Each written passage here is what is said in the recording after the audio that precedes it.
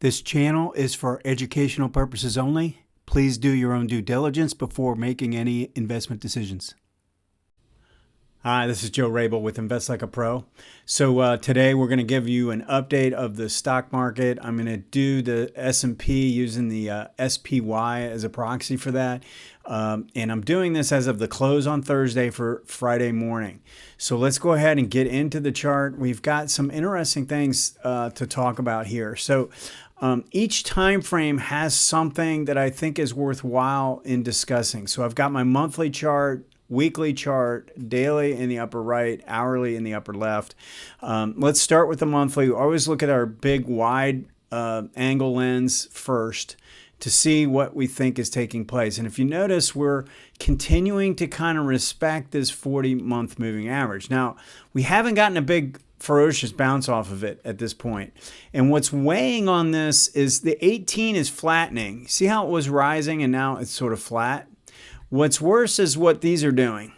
So even if we can get some kind of a rally here, we're going to be fighting the momentum because we're extended above the zero line, and these two lines are still too far from zero to expect them to act as support again. So we've got a little bit of an issue. We also we don't have any reverse divergence in place because you see this low and this low. This is making a higher bottom, and so is this. We don't have any sign of real divergence in place in any way, shape, or form. So we could try and bounce off of this. It's also possible. I put up the fib grid before. It's around 3,500 on the S&P would be the 50% retracement. That would be kind of like the next area to be on the lookout for. But right now, we're still respecting this 40-month line.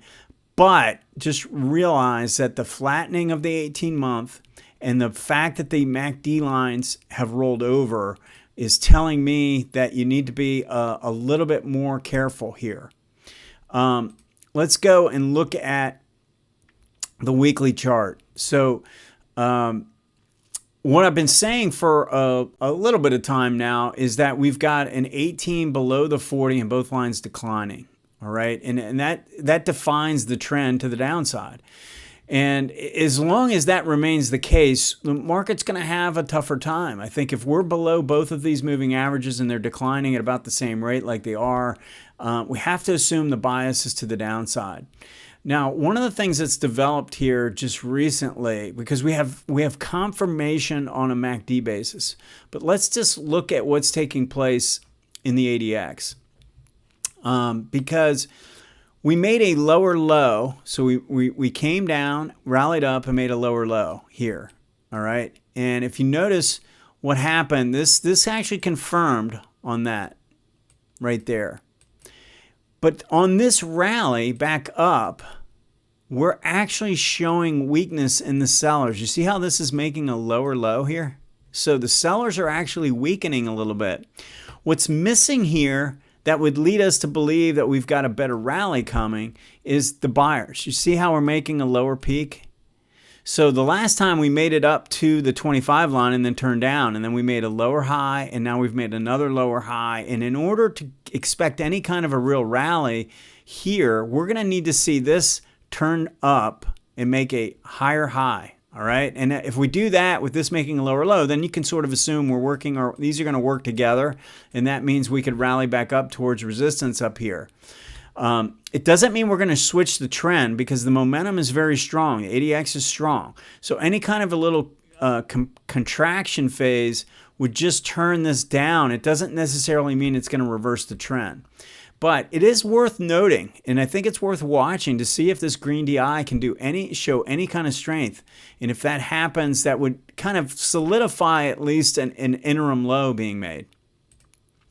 If we go look at the daily chart, this one is the most intriguing to me because we've got this line here. This is kind of like acting as a balance point. This was the prior low, and notice how we keep channeling above and below it.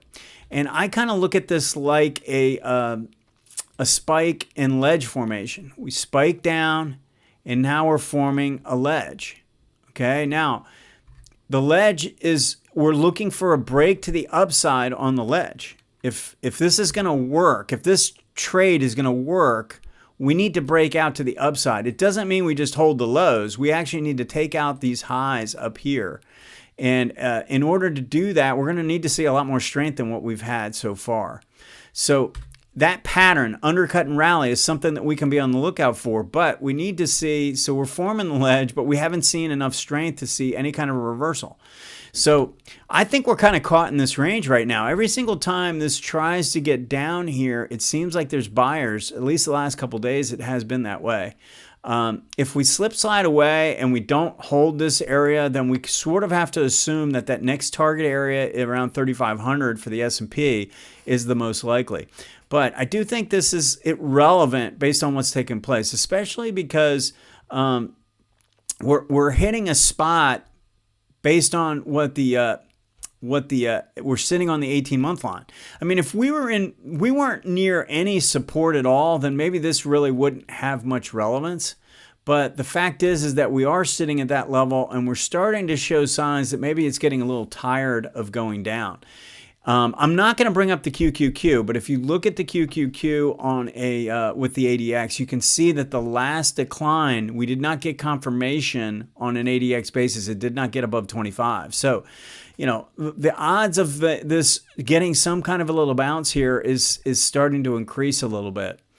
Now, what I talked about last week was, in fact, I had just the 18s up, and I was showing that what we were looking at was if this came up, which it was getting above the 18-day, and now what we needed to see is for the 18-day to hold the 18 and turn up from there. Do you see how that did not happen? It just slipped down below.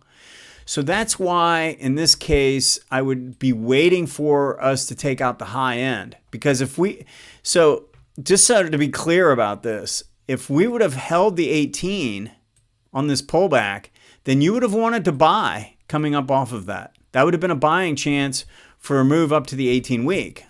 Now, I think that in order to see that, we probably need to get through this level. The only other option that could take place is if we move up and then pull back without breaking out and hold the 18 and then turn up from there. So we need a halt. We need an 18 halt. That's where you move up, and when you pull back, the 18 halts it from going down. We have not had that yet. Every time it's gotten above the 18 on the daily chart, it's failed. Here's a failure underneath, failure underneath, failure underneath. Then it tried to get above and then immediately failed. Failure underneath, another failure, tried to get above and then now failed again. We need proof. This index needs to prove that it can hold the 18-day. So there really aren't a lot of trading opportunities right now unless you're playing a game of overbought, oversold. You want to play this undercut here and spring this low and play it up into resistance. I mean, maybe there's a little bit of a play in there. I mean, to me, that's just not worth it. I would wait for something a little bit more convincing right now. We're just channeling sideways. Wait for this to come out of this zone here. And when that happens, we should have another decent trading move. Either we're going to come all the way down to 3,500, or we could get a better rally up to this next zone up here. So I think those are the things I'd be looking at on each one of these time frames. We've got a decent amount going on, but we don't have any kind of strength to prove that we want to make a decent rally up to 410 or 415 on the SPY. All right, go ahead and post any questions or comments, and we'll see you next time.